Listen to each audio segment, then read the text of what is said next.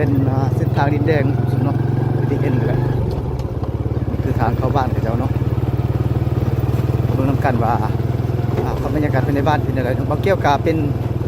ครั้งแรกในชีวิตที่ได้มาหมู่บ้านเนี่ยเนาะบ่เคยมาจากเทือนแต่มันเป็นหมู่บ้านอยู่ในเมืองตะโอยพี่น้องแขวงสารวัตรเนาะ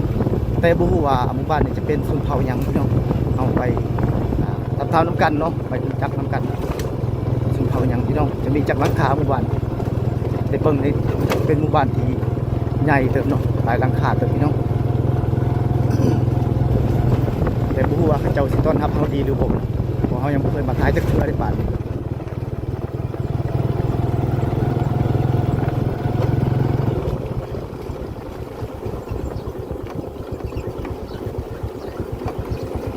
เห็นเจ้าทางน้ำพี่น้อง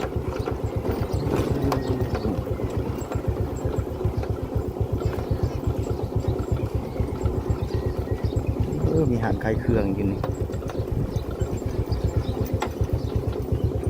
ไข่เครื่องน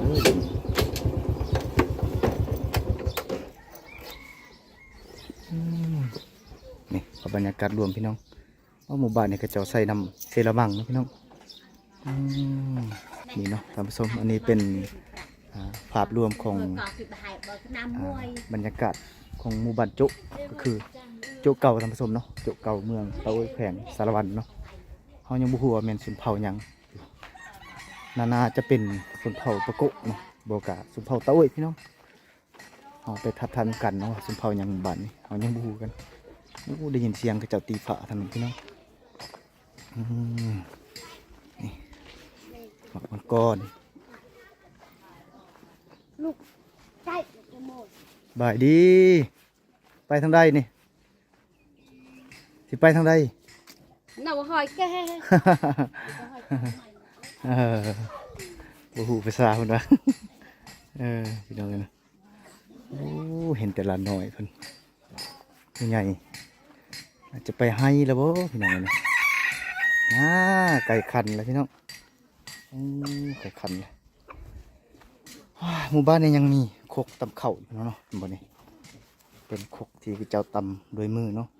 แต่ปัจจุบันนี้น่าจะบ่ได้ใส่แล้วเขาเจ้ามีโฮงซีเลยพี่น้องมีโฮงซีแล้วปัจจุบันเจ้าบ่ได้ใส่ตำข้าวคือแต่ก่อนแล้ว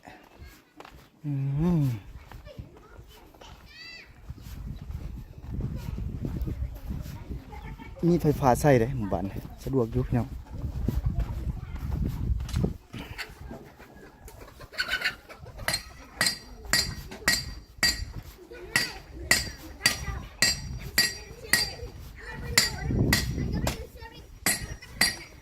สบายดี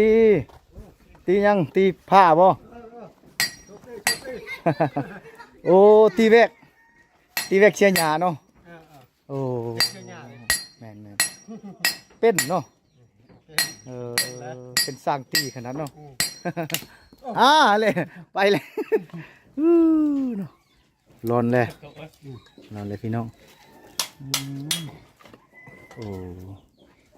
ไก่ชิแล้วบ่อนโอ้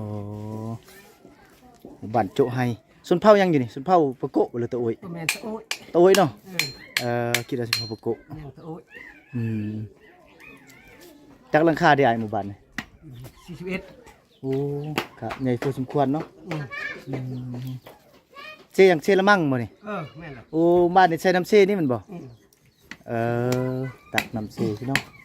เป็นหมู่บ้านที่อยู่ตามสายน้ำเนาะน้ำเซละมั่งเซละมั่งนี่ก็ยาวเด้ยาวไปฮอดอะโงหมดเด้ฮอดดื่นแม่นฮอดเต่าตุงแตงฮอดอะโงหมดแหละเซละมั่งคันลงไปทางพุ่นก็ตุ้มปลีขาวลงไปใส่เซละน้องยาวไกลขนาดได้เซละมั่งเพิ่นตีแวกพี่น้องตีแวกเสียหญ้าเนาะเกี่ยมเสียหญ้าแล้วทางนี้หญ้าพัดลายได้ส่วนมันเนาะขนาดเลยได้เห็นบ้านอันนั้นเขตนอกคันดอกจนเอายาไปฉีดยังบ่อยู่หญ้าคมลายเป็นสางตีฟ้ากะตีบ่โอ้บ่ได้ตีเนาะหักตีเป็นมันบ่เป็นตีบ่มีเล็กโอ้บ่มีเล็กตีพาเวียดโอ้ซื้อน้ำเวียดหั่นโอ้พาเฮาตีแล้วคักกว่าพาเวียดมันคันมันวองเลย เอาเฮ็ดยังบ่ได้เลยเด้โอ้ตัวนี้ตัวสำเร็จแล้วเนาะนี่เพิ่นตีแหละพี่น้องทางอายเพิ่นเป็นสร้างตีแวกพี่น้องตีแวกเสียหยะเห็นบ่ทางสมนี่โอ้ยังฮ้อนอยู่เว้ยตัวนี้เย็นตัวนี้เย็นนี่พี่น้องอันนี้ก็ยังอีกหน่อยหนึงเนาะเพิ่นยังแก่อีกหน่อยหนึงทางสมเนาะนี่ยังแก่อีกหน่อยหนึงนี่ก็สำเร็จเลยพี่น้องเนาะโอ้ตักน้ำป้าสิไหวบ่ใหญ่ดีนี่คือเจใหญ่แต่คนน้อยๆนี่พี่น้องเอ้ยหลานน้อยในชนบทเขาเจ้าฮู้จักเฮ็ดเวียกเฮ็ดงานซอยพ่อซอยแม่เนาะทำมาหากินซอยพ่อซอยแม่แล้วก็ตักน้ำตักในยามแลงๆพี่น้องถ้าว่าเขตในเมืองเนาะเด็กน้อยซำนี้มันบ่ฮู้เฮ็ดหยังเลยพี่น้องบ่แม่นจักเว้าเนาะส่วนหลายจะจับแต่โทรศัพท์ลิ้นเท่านั้นแหละแต่ว่าเขตชนบทเฮานี่ฮู้จักเฮ็ดเวียกเฮ็ดงานเนาะเพ้อๆกันนึ่งข้าวพร้อมได้นี่ๆมันนี่โอ้เฮ็ดไม่พลอยบ่โอ้เก่งเฮ็ดขายบ่นี่บ่ ใส่เองเนาะใส่เองถักไม่พลอยพี่น้องเอาดอกแคมถักไม่พลอยปัดเทือนพี่น้องเนาะก็เป็นราคาได้ขายเนาะภูมิปัญญาชาวบ้านพี่น้องเพิ่นถักพลอยปัดเทือนพี่น้องเนาะนี่ภาพรวมพี่น้องภาพบรรยากาศรวมอันนี้ฟืนกระเจ้าดังไฟพี่น้องฟืนดังไฟส่วนลายมันกระเจ้าใส่ฟืนนี่แหละเขตชนบทเนาะหลายหมู่บ้านพี่น้องไปเบิ่งบอลจุดที่กระเจ้าตักน้ำเนาะนำหลาดน้อยโอ้หานขายเครื่องวะเนี่ยโอ้เป็นหานน้อยๆเนาะแม่นว่าขายหานใหญ่แม่นนี่แหละในชนบทซ้ำนี่ก็เอาแล้วใครก็บุญถึงหนูกินเครื่องเราก็ลายตัวได้พี่น้อยเนาะเห็นมันขายเครื่องเป็นเรายาปลาแป้งขนมแหละไปพี่น้องไปเบิ่งลาดน้อยเพิ่นตักน้ำเนาะเพิ่นกำลังไปตักน้ำนะครับชมเพิ่นใส่น้ำเสอยู่ในเสละมังพี่น้องใส่เสละมังแน่หอดน้ำเสเลยพี่น้องนี่เสละมังน้ำใสสะอาดขนาดน้ำถอกเลยเป็นมาตักน้ำเนาะทำส้มขักเด้อหมู่บ้านนี้เด้อคือว่า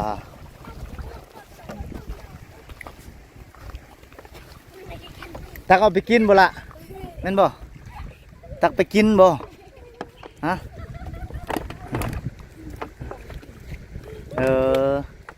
ตั้งเอาไปดื่มเอาไปกินนี่เนาะเข้าโรงเรียนอยู่บ่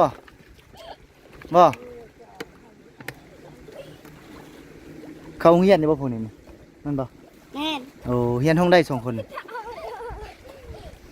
ตักน้ำพี่น้องถือว่านี่เป็นความกินอายของพี่น้องในส่วนมาตักน้ำยามแรงๆแต่ว่าคันเฮามาสิ่งแรงๆกว่านี้แห่งอาจจะหลายพี่น้องอันนี้ประมาณ3 โมงปลาย4 โมงยังพี่น้องเพิ่นยังบ่ทันได้หลายปานใดคันเฮามาตอนประมาณตอน5-6 โมงอู้ยคักกว่านี้พี่น้องหลายๆคนเลยลงมาตักมีโอกาสมื้อหน้าเนาะทางทีมงานเฮาจะมานอนอยู่หมู่บ้านนี้จักคืนหนึงมาทำส้มจักมานอนอยู่คืนหนึงโอ้สายเฮาได้มีโอกาสถ่ายหลายครั้งเลยเนาะพี่น้องเพราะว่าคันเฮานอนเฮาจะถ่ายนะยังแรงๆเนาะชาวบ้านเพิ่นจะมาหลายๆคนมาตักน้ำอยู่นี้บ่ว่าแต่ตักเนาะอันเซละมังเนี่ยเป็นบ่อนอาศัยของชาวบ้านในหมู่บ้านนี้เพิ่นจะหาอยู่หากินเนาะหาปูหาปลาตามสายน้ำนี่แหละว่าแต่กินเนาะตักเอาไปใส่ในครัวเรือนหรือว่าตักเอาไปกินแล้วก็หาอยู่หากินในสายน้ำเนี่ยน้ำนี้มีจะมีปลาหลายนะพี่น้องนะเป็นสายน้ำที่ยาวไกลพี่น้องหอดปุ่นแหละหอดอ่างงอแหละ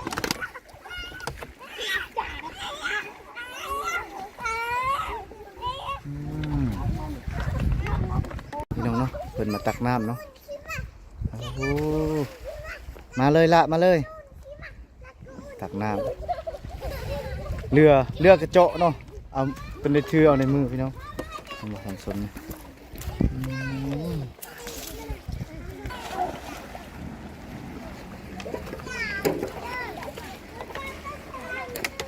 โธ่ ว่ากระตุกนี่เป็นกระตุกพลาสติกที่กระเจ้าซื้อเนาะ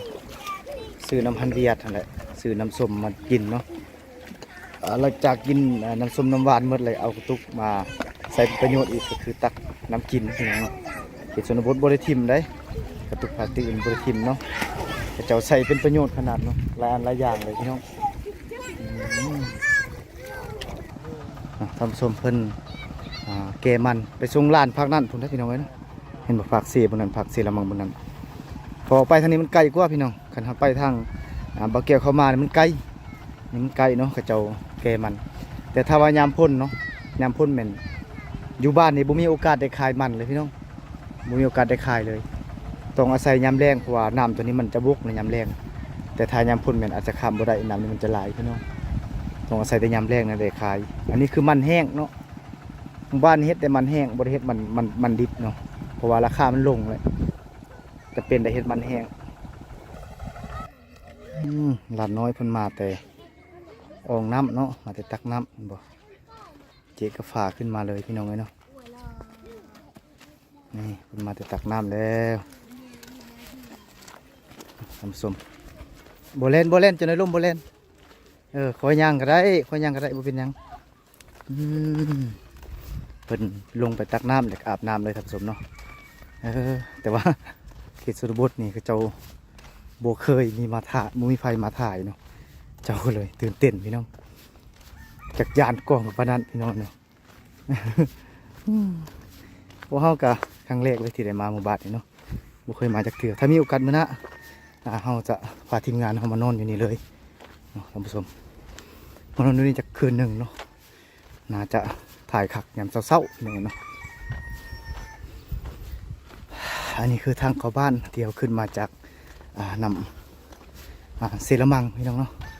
ก็จะใส่น้ำเสหมู่บ้านเนี่ยมีน้ำบาดาลพร้อมในบ้านเนี่ยเห็นบ่น้ำส้มนี่มันตักน้ำบาดาลมันจะเป็นเอาไปผักบ่โอ้มีน้ำบาดาลพร้อมอยู่นี่เนาะ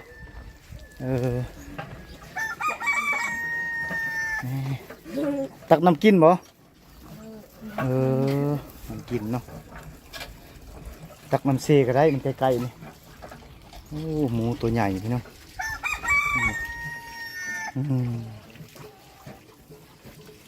ตักน้ำกินตักกระตุกเดียว ตักบหลายตุกเนาะ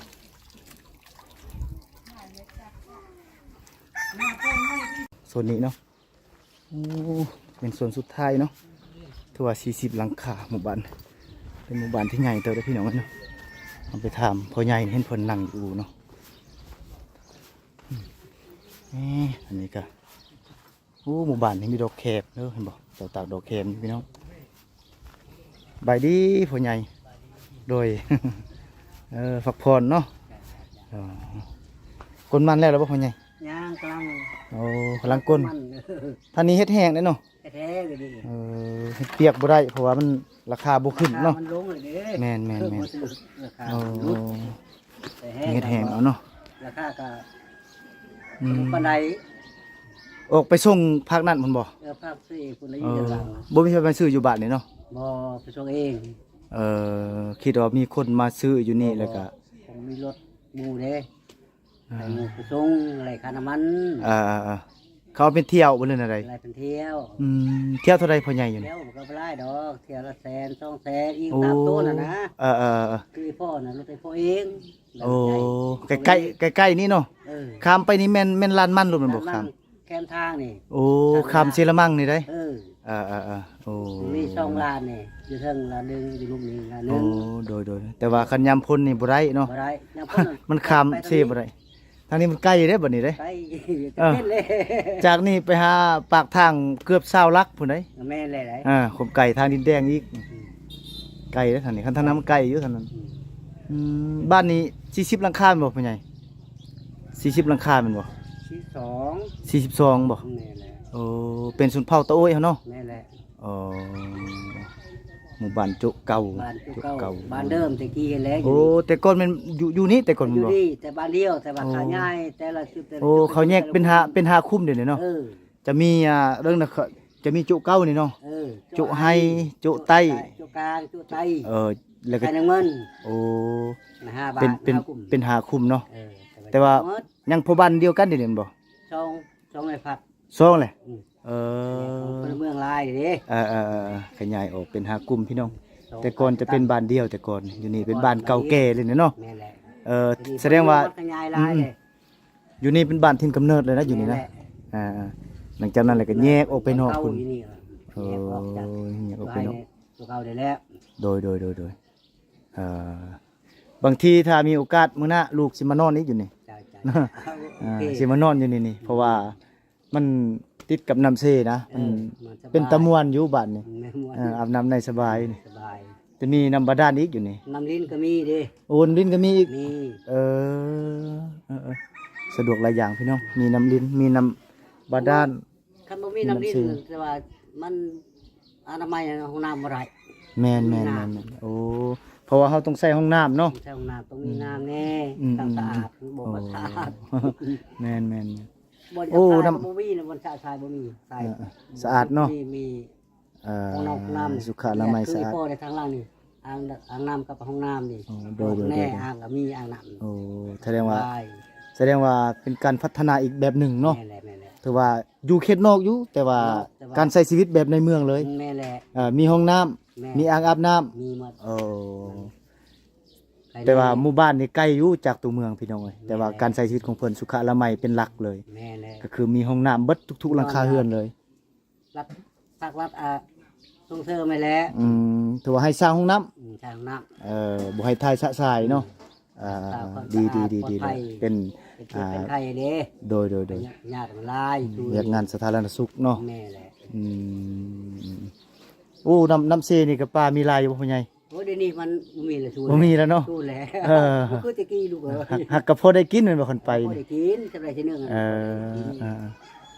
โดย ลายคือตะกี้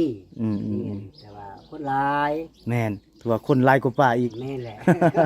แต่ก่อนนี่ปลานี่หลายกว่าคน แม่แหละ เดี๋ยวนี้คนนี่หลายกว่าปลาอีก ปลานะเขาชอบปลาหาลาย แม่นจักตึกแห่ใส่มองแน่สุดโซนกุ้งโซนหยังเนาะหลายอันหลายอย่างพี่น้อง กลางเว้น โดยขอบใจเด้อพ่อใหญ่เด้อ จ้าโอเค เป็นภาพรวมท่านผู้ชมเนาะเมืองตะโอยแขวงสะวรรค์เป็นพี่น้องชนเผ่าตะโอยท่านผู้ชมเนาะชนเผ่าตะโอยเนาะอันนี้เป็นหมู่บ้านที่ไกลจากตัวเมืองประมาณ60 กิโลเนาะหมู่บ้านนี้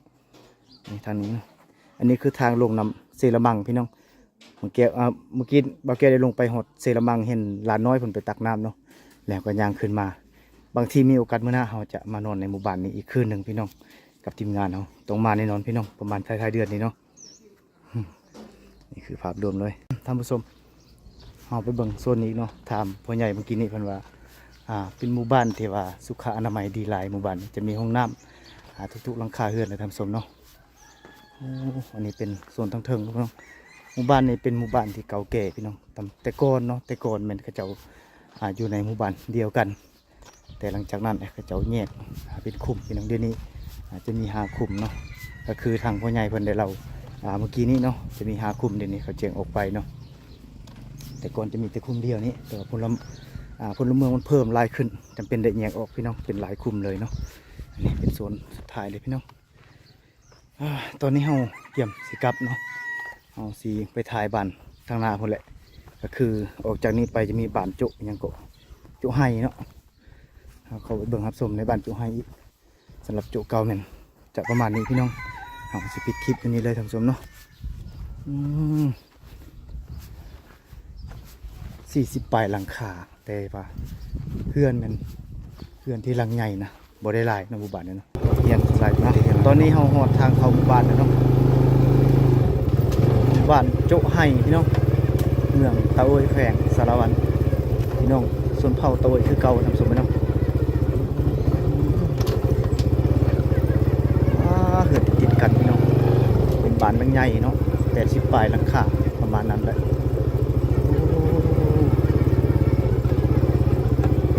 บายดีพักผ่อนเนาะไม่ใหญ่เนาะผ่อนเมื่อยเข้าใจว่าเคยบอกนี่บูเลย บูเลยไป หาโมงจอดรถก่อนพี่น้องจอดอยู่นี่บ่รถโอ้ย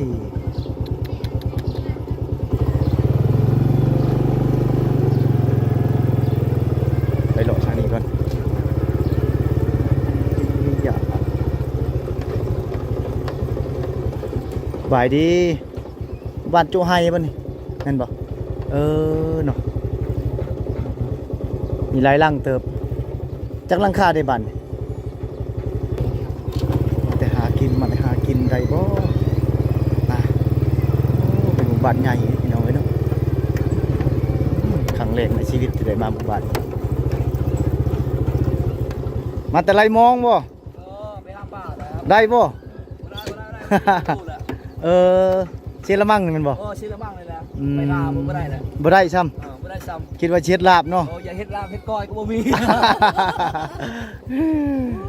โอ้เนาะพี่น้องเพิ่นมาแต่หาปลาเนาะขี่รถเลาะบ้านเลยเฮากะอยู่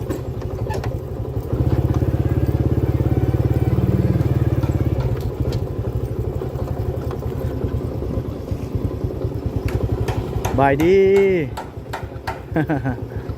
โอ้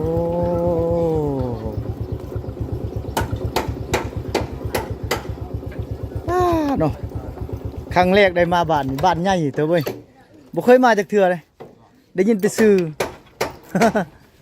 ได้ยินแต่ชื่อบ้านโจไห้บ่เคยมาอีกเทื่อโดยโอ้บ่เคยมาบ้านใหญ่หลังใหญ่หลังโตเนาะคิดว่าเป็นบ้านน้อยๆนี่ได้ส่วนเผาโตยแต่ว่าอยู่นี่มันบ่ปะโกะบ่คิดส่วนเผาโตยบ่แม่นเนาะเมืองหันเมืองตัวโอ้ยอยู่แต่ชนเผ่าปะโกะแม่นพักพรมื้อนี้เนาะบ่ได้กลมันกลย่างบ่บ่ปะโกะตอนแรงเลิกเวียกแล้วเนาะนี่ไฟฟ้าสะดวกสบายใช้น้ำยังในหมู่บ้านนี่น้ำลิ้นบ่ลิ้นสะดวกอยู่เนาะสะดวกอยู่ใส่น้ำลิ้นพี่น้องกี่ใส่น้ำห้วยใส่น้ำเซ่ แม่นแต่ก่อนใส่น้ำลิ้นก็เชละมั่งเนาะแม่นใส่น้ำลิ้นเดียวบ่โดยมาผู้เดียวมาแต่ใส่สะบันตะเกียบแต่ว่าสะลอนบ่นี่อยู่เมืองเขานี่แหละโอ้ยวะโดยเมืองเขานี่แหละส่วนนี้พี่น้องบ้านกวางใหญ่ไพศาลพี่น้องอันนี้มีส่วนข้าวโพดเนาะทำสมเนาะส่วนข้าวโพดเพิ่นปลูกข้าวโพดหรือว่ามักสลีอะไรพี่น้องบางคนเอิ้นข้าวโพดบางคนเอิ้นสลีปลูกภายในบ้านเลยพี่น้องเนาะหมู่บ้านหลังใหญ่หลังโตพี่น้องเนาะเป็นสวนผักเพิ่นพร้อมนี่เนาะทำสมคักแลเนี่ยดีเด้อโดยโอ้บาทใหญ่เนาะ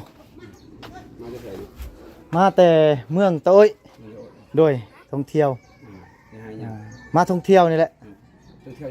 โดยมาเบิ่งวิถีชีวิตการเป็นอยู่ของหมู่บ้านเฮานี่แหละโดยเพิ่นสิเฮ็ดหยังพุทธพักบ่พุทธพัก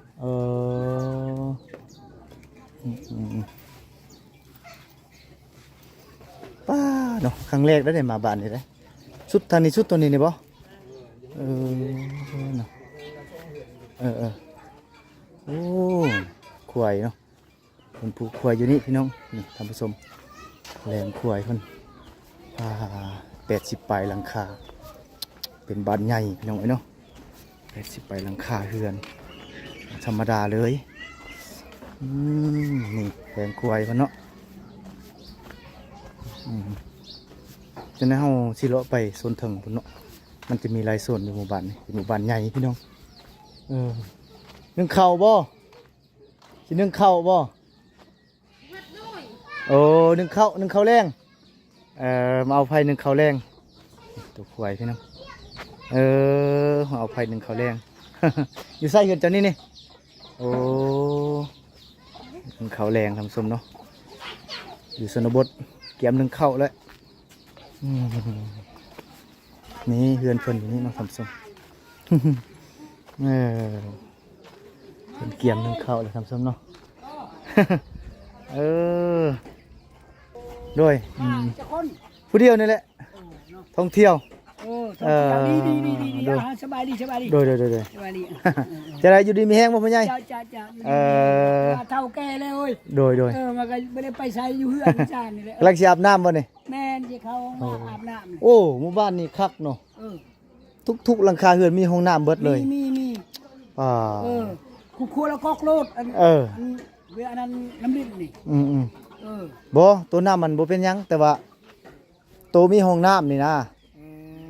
ข้อยบ่คิดว่าที่หมู่บ้านห่างไกลจากตัวเมืองปานนี้เลยสิมีห้องน้ำนี่มีอันนี้มีคู่เรือนเลย แม่นมีคู่เรือนมาโครงการแนะนำเด้แม่นคัก เพื่อว่ายุติการใช้ทราย1 2มากันว่าเฮามีคุมวิทย์แต่ราคาแม่นว่าพญาติพะเยากับมันสิลุพรแน่โดยชุนน้อยนะอันเฮาบ่เฮ็ดวิชานี่มามันลำบากเขาเอง โดยยามพ่นยามมันโว้ยยากมีแต่แล้วบ่คือตะกี้ลูกเอ้ยโดยตะกี้ให้มันว่าดวงป้ามันแค่บ้านยังหลายเดี๋ยวนี้จะบ่งมีชวนมันหมดจังสิไปท่าอยู่ไสจังสิไปขี้อยู่ไสมีชวนมันหมดแค่บ้านนี่อันนั้นจะว่าทางกันเทิงก็แนะนำให้อันนั้นเดี๋ยวนี้ประกาศสมบูรณ์แล้วเดี๋ยวนี้ประกาศการปลดการทายสะทรายแล้วเนาะยุติการใช้ทรายแล้วโดยในบ้านต้องให้ละเอียดแต่ราคานี่มีหมดอันวิทายนี่สะดวกแล้วเดี๋ยวนี้หมู่บ้านนี่มีหน้าเฮ็ดได้เนาะแม่นบ่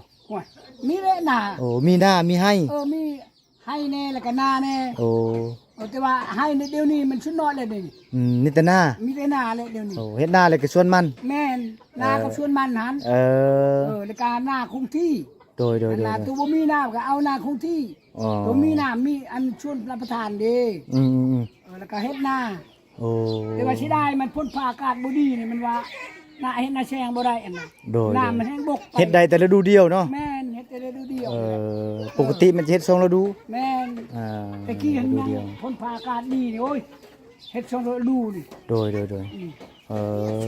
นาะแต่ว่าเดี๋ยวนี้ข้าวน้ำจับปลากับบ่ได้ปานใดเพราะว่าบ่ได้กินอยู่เนาะเขาให้หมดแล้วก็ขายมันต้นนั่นก็ไปซื้อเขากินมันมีอาชีพเสริมเด้มีอาชีพเสริมให้เฮามามุนในครอบครัวเฮาอีกพอได้แก้ไขอ่ะนะแม่ผู้แก้ไขความอึดอยากกันคือแต่ก่อนนี่เขาให้หมดเลยบ่มีแล้วแต่ก่อนไปขุดกอยพุ่นแหละไปหากอยไปอันนั้นอยู่ตามดงตามป่าพุ่นแหละกินตามยอดผักขนาดผักอันนี้เดี๋ยวนี้เห็นคันว่ามีเงินแล้วมีแต่ไปซื้ออยู่ตลาดโลกแล้วมากินโดยขอบใจเด้อพ่อใหญ่เด้อโดยมีโอกาสเลยลูกสิมานอนอยู่บ้านนี่ได้ในบ้านนั่นเองโดยขอบใจหลายๆโดยมีโอกาสหน้าก่อนโอกาสหน้าเลยสิมานอนนี่โอกาสหน้าโดยจะมีห้องน้ำจะมีอ่างน้ำเนาะถือว่าสะดวกกว่าในเมืองอีกพี่น้องเขาบ่ได้ถ่ายสะทรายเนาะหมู่บ้านเป็นหมู่บ้านที่ว่ามีความสะอาดทางเวียกงานสาธารณสุขเป็นจุดหลักเลยพี่น้องเนาะเห็นยังพ่อใหญ่เห็นยังแป้งกระติบแป้งติบเข้าโอ้แขกสิมามื้ออื่นนี่บ่จังแป้งบ่แขกสิมาเลยแป้งติบเข้าว่ายันแขกบ่มีติบเข้าใส่เนาะโอ้อันนั้นแป้งอันนั้นก้นมันหันเนาะ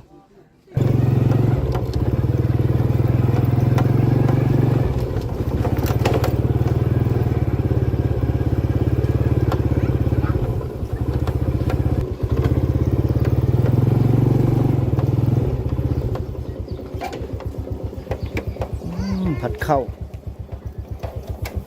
เกี่ยมซีบ่ผัดข้าวซีบ่เนี่ยโอ้ข้าวหน้านี่เนาะคิดว่าเขาให้บ่แม่นเลยข้าวหน้าหมู่บ้านนี้เขาเจ้าเฮ็ดหน้าทำสมเนาะเป็นหมู่บ้านที่ว่ามีความอบอุ่นหลายได้บ้านนี้เขาเจ้ามีหน้าเฮ็ดส่วนหลายแต่ละปีบ่ค่อยได้อึดข้าวทำสมเนาะจะมีหน้าหรือมีให้ภูเขาแล้วก็จะมีสวนมันทำสมนี่เพิ่นกำลังผัดข้าวสิเตรียม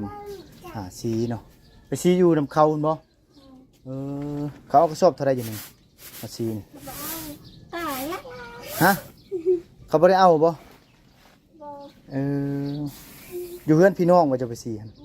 โอ้เฉพาะเขาบ่เอาเนาะอืม ไม่ เอาพัดเลยเออโอเคพัดเข่าพี่น้องเตรียมไปสีเนาะโอ้เขาหนาเนาะที่จะเขาให้บ่แม่นนะเฮ็ดนิดมีเขาหนาพี่น้องเล่จ้าเรา น้องสาวเพิ่นพัดเข่าเนาะเอาพัดเลยบ่เป็นหยังสาวเพิ่นสาวฮ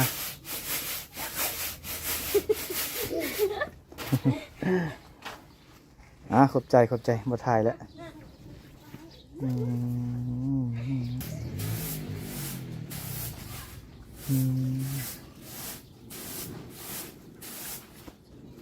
เพิ่นพ่อแม่ไปหมดบ่เจ้าเป็นลูกสาวบ่หรืออะไรเจ้าฮะลูกสาวเขาบ่เจ้าอ๋อ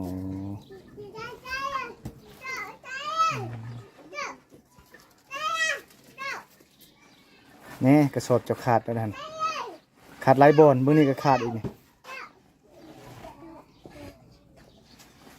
นั่นเบื้องนั้นก็ขาดอีกมานั่งจะบริเฮียนมั้โอ้จะเฮียนหอดทางใดฮะโอ้เฮียนอยู่ปัจจุบันเนี่ยบริอยู่ใส่บ้านทางออกนี่บ่แม่นบ่เจะเฮียนโจ้น้ำเงินแม่นแต่ว่าคงเฮียนใหญ่อยู่หั่นบ่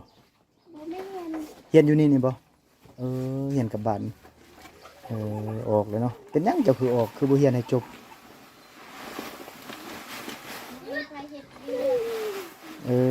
เจ้าบ่มีเอื้อยบ่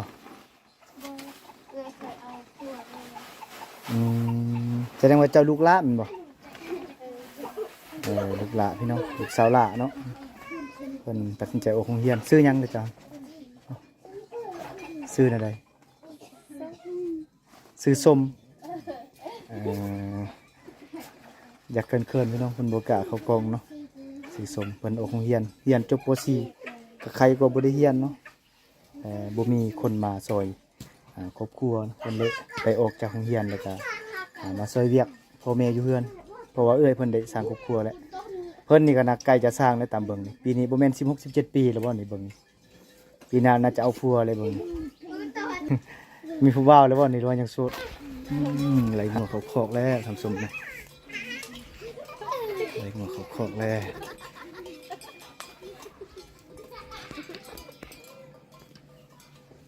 ไหลหัวเขาคอกยำแรงหลานน้อยเพิ่นหนึ่งเขาแรงเอาฟืนเลยเกียมหนึ่งเขาแรงท่านผู้ชมเนาะโอ้เฮือนเรานี่มุงหญ้าได้พี่น้องเป็นเฮือนรุ่นโบราณเก่าแก่ได้มุงหญ้าค่าแล้วก็แอมพากตีพี่น้องโอ้เป็นเฮือนเก่าเฮือนแก่เลยพี่น้องเนาะเฮือนเรานี่เนาะ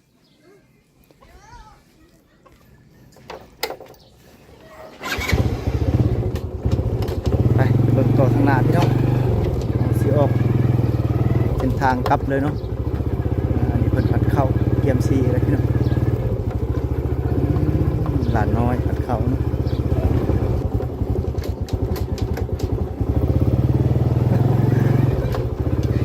ไปโอ้บ้านนี่มีไรเจไรบุ้งนะพี่น้องจะไปทางไรโตบ้านนี้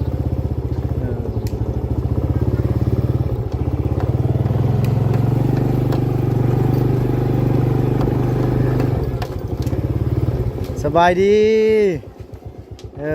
ผักพรเนาะบ่ได้ไปทางใดเมื่อยเป็นหมู่บ้านกว้างใหญ่ไพศาลเลยพี่น้องไว้เนาะแล้วบ่กลมันฮะโอ้หุ่นบูหูซ้ำ